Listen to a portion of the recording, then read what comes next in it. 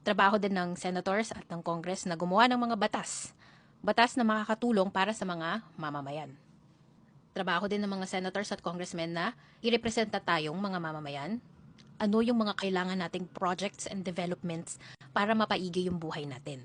Ideally, yung pinaghirapan nating pera ay gagastusin para sa mga programa na makakatulong sa ating mga mamamayan.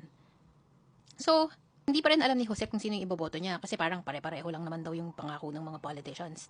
Paano ka makakapag-decide objectively? Na natin yung job description. Isipin mo, para kang nag-a-apply ng trabaho.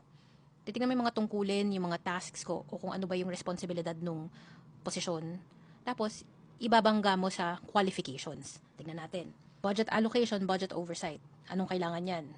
Nakapag-aral tungkol sa ekonomiya, business, makakatulong din ng finance kahit papano, public administration.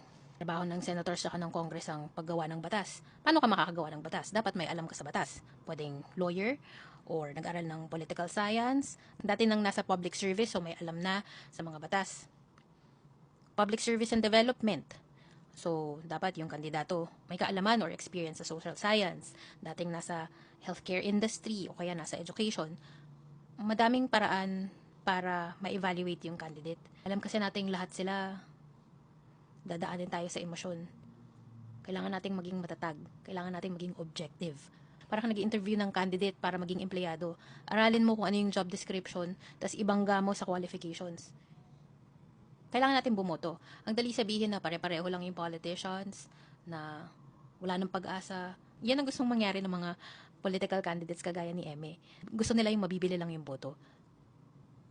Palagi nating tandaan, pinaghirapan natin yung taxes natin. Every month, nagko-contribute tayo sa bansa.